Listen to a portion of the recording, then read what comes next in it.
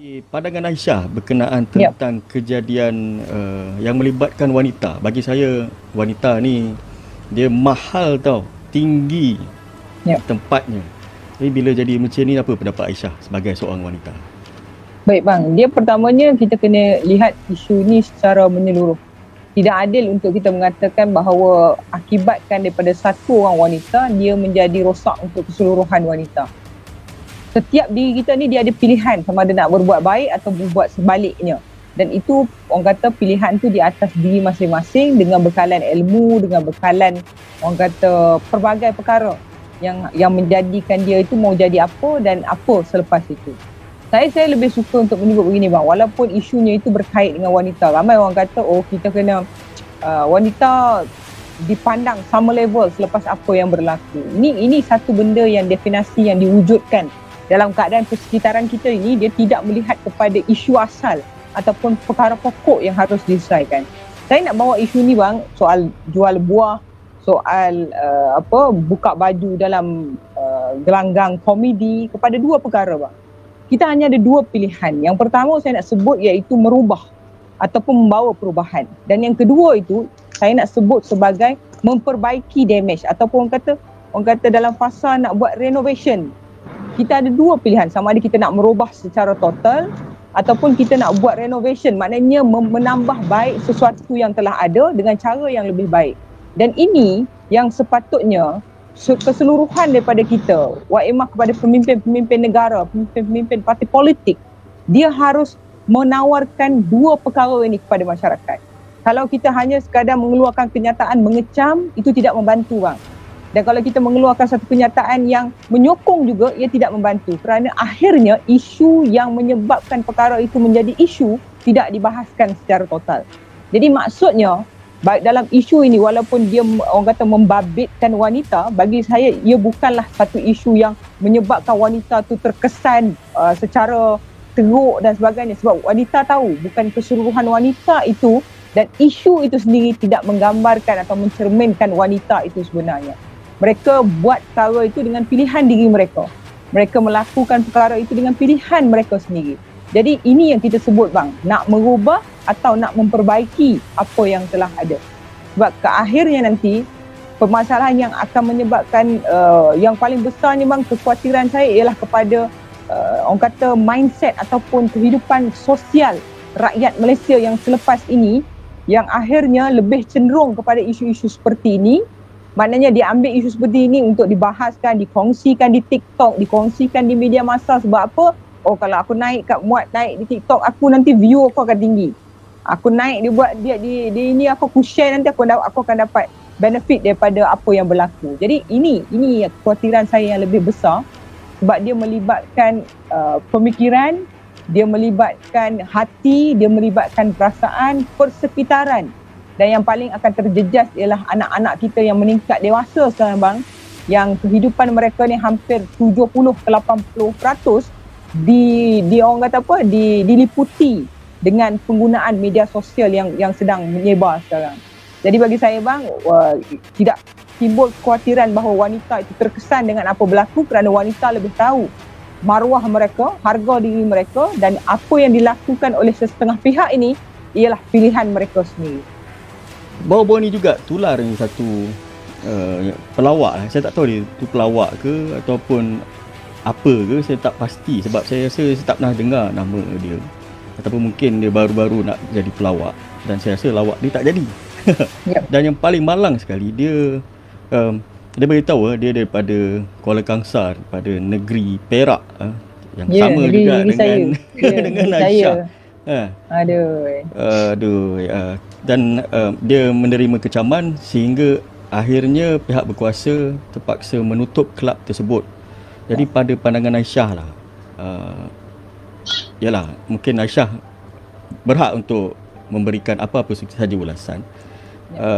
Salah siapa? Salah kelab tu ke atau salah wanita tu? Sebab kelab tu dia melahirkan bakat-bakat seorang pelawak. Tapi munculnya satu watak tiba-tiba telah mencemarkan tempat tu dan akhirnya tempat tu ditutup. Jadi bagaimana pendapat Aisyah? Baik bang, saya meneliti beberapa video yang dibuat naik yang hari ni viral. berkaitan dengan beberapa individu di tempat yang sama, di kelab yang sama. Orang kata menggunakan sloka-sloka yang bersentimenkan kepada agama, bangsa dan negara, yang menjadi salah satu isu dan topik hangat pada hari ini yang mempertikaikan orang kata ketelusan tempat tersebut, kelab tersebut. So, dia ambil contoh mudah lah bang, macam ni bang. Kita nak masuk masjid, dia akan tulis adabnya itu bagaimana kalau kita nak masuk masjid. Kalau kita nak masuk ke perpustakaan, dia akan tulis tolong senyap, jangan bising. Jadi kita tahu bila kita masuk perpustakaan kita kena senyap dan kita tak boleh bising. Begitu juga bila kita ini sebagai pengurusan di sesebuah tempat yang melahirkan kononnya komedian di kalangan rakyat negara ini, pastinya ada perkara-perkara yang dijadikan orang kata panduan yang digariskan oleh kita kepada mana-mana individu yang nak masuk ke dalam rumah kita perlu memenuhi beberapa prasyarat. Dan seandainya prasyarat itu dipenuhi, maka kita akan melahirkan komedian yang berkualiti. Tetapi sekiranya prasyarat itu dilanggar pada tempoh yang awal, maka pengurusan pada ketika itu sudah boleh membuat keputusan. Dia tidak perlu tunggu pun isu ini viral, dia tidak perlu tunggu pun isu ini dimuat naik dan sebagainya, kerana sebagai seorang pengurusan yang baik, dia perlu sentiasa bertanggungjawab dengan tempat yang dia buka dan apa modus operandi dia membuka tempat itu. Adakah dia nak melahirkan komedian yang berkualiti kepada masyarakat dan rakyat, ataupun dia nak menjadikan komedian itu sebagai satu-satu bentuk orang kata sindiran-sindiran umum yang akhirnya nanti apa yang berlaku hari ini akan diguna pakai oleh anak cucu cicit kita ke depan esok bang. Sebab itu saya sebut bang, dalam soal ini juga, kalau orang dengar orang akan cakap, oh Aisyah ni macam mana pun nak balik kanan kerajaan. Tapi saya nak sebut, inilah pendekatan yang kerajaan harus lihat secara lebih agresif. Tak cukup sekadar berjihad nak pergi tangani minyak masak bang, tak cukup. Jihad yang paling penting dalam negara ini ialah jihad untuk membawa rakyatnya keluar daripada zaman ketamadunan kebodohan yang kita bawa kepada rakyat kita sendiri. Sebab itu kita kena sebut kepada rakyat dan masyarakat, bila kerajaan yang ada hari ini dia tidak stabil, dia melantik kroni di kalangan pemimpin-pemimpin untuk diletakkan di posisi-posisi menteri, bukan atas landasan oh dia itu orang yang tepat untuk duduk di satu posisi. Contoh dia bang, KJ tak ada latar belakang kesihatan pun, tapi akhirnya diangkat duduk sebagai Menteri Kesihatan. Dan akhirnya apa yang berlaku, tunggang langgang satu negara. Jadi ini antara saya rasa pendorong ataupun antara asbab yang menyebabkan akhirnya negara ini menjadi pucak-kacir. Kalau orang kata dulu, oh dulu zaman ini jadi macam ini sekarang macam mana? Yalah bang, kita ramai lebay. Kita ramai tok-tok yang semua pakai kopiah yang kita mengharapkan bahawa dia boleh menjamin keharmonian negara. Tapi bila isu ini berlaku dan akhirnya kita lihat fungsi jabatan-jabatan yang seharusnya bukan melihat kesalahan selepas timbul kesalahan, tetapi mencari kesalahan-kesalahan sebelum ia menjadi besar dan barah kepada rakyat keseluruhannya. Jadi bagi dalam isu ini bang, soalnya ialah saya simpati kepada adik itu. Simpati saya itu bukan kerana kesian dia ditangkap dan akan didakwa esok. Tapi simpati saya ialah kerana kekecauan,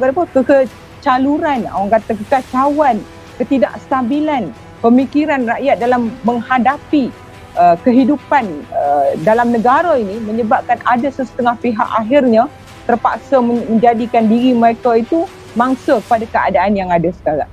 Tapi apa pun saya kira okeylah, maknanya besok saya difahamkan ada pendakwaan dan akan berlaku pendakwaan. Ini satu yang kita kena sebut tindakan yang cepat diambil oleh pihak polis supaya rakyat melihat bahawa ada tindakan. Okey, alhamdulillah. Tapi apa selepas itu bang? Tutup kelab komedi, adakah akan selesai masalah? Jawapannya tidak. Macam tadi sebutlah bang, tubuh pasukan jihad nak tangani minyak masak, selesai masalah tak selesai. Isunya ialah macam mana lori bawa minyak masak boleh melepasi sempadan negara. Jadi dia tidak balik kepada isu lori lepas sempadan negara, dia isu dia macam mana minyak masak boleh dijual di luar negara. Jadi begitu juga dengan isu kelab ni bang. Apa pun yang berlaku ialah kita tak boleh adanya tumbuhnya kelab-kelab seperti itu lagi yang memaparkan perkara yang sama.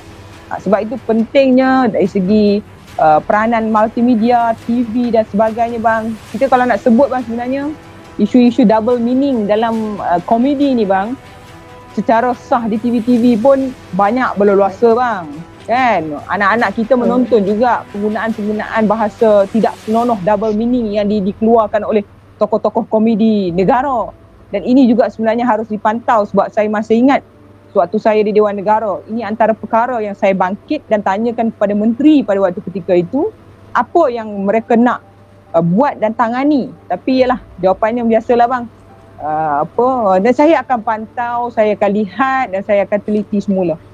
Jadi bang, negara ini menteri dia lebih banyak orang kata berhalusinasi lebih kepada duduk pada realiti.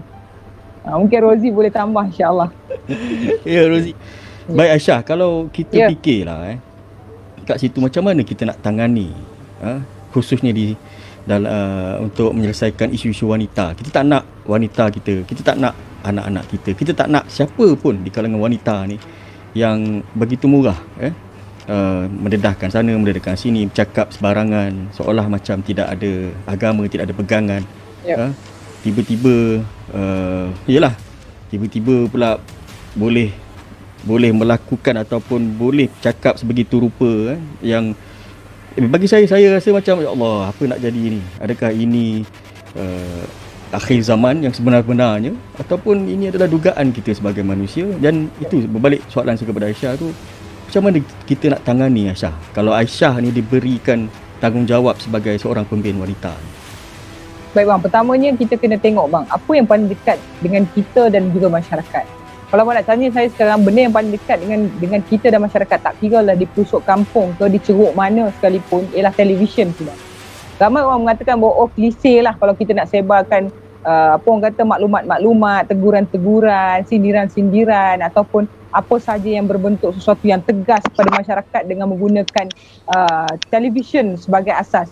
Sebab apa orang buka televisyen, orang nak tengok telenovela, orang nak tengok drama pukul 7, orang nak tengok cerita-cerita yang lara.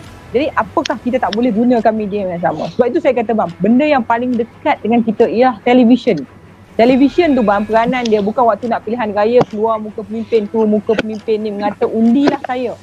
Televisyen ni dia fungsi dia ialah nak bawa rakyat dan masyarakat untuk menjadi sesuatu yang lebih baik daripada persekitaran yang ada sekarang. Sebab itu sebagai menteri multimedia, saya rasa dia tersilap sebenarnya bang, bila dia jadi menteri multimedia dia pergi duduk jaga minyak masak. Sebab itu kepada isu yang lebih dekat dengan dia. Dia kena jadi menteri yang berfungsi baik kepada masyarakat dengan menjadikan televisyen, semua stesen di bawah kerajaan ataupun swasta dilibatkan kepada satu yang disebut sebagai mesej rakyat. Kalau kata nak kaut duit, ingat pula kat rakyat, tapi bila nak salur mesej kepada rakyat, dia lupa macam mana nak buat. Jadi kita nak kena ajar dia bang. Yang pertamanya menggunakan media-media seperti ini untuk disebarluaskan segala informasi, teguran. Kita kena beritahu kepada rakyat, kamu sentiasa dipantau oleh kerajaan, oleh badan-badan berkanun atas apa sahaja yang kamu buat. Dan mesej itu boleh kita gunakan daripada medium yang dekat dengan masyarakat, iaitu televisyen, radio dan sebagainya.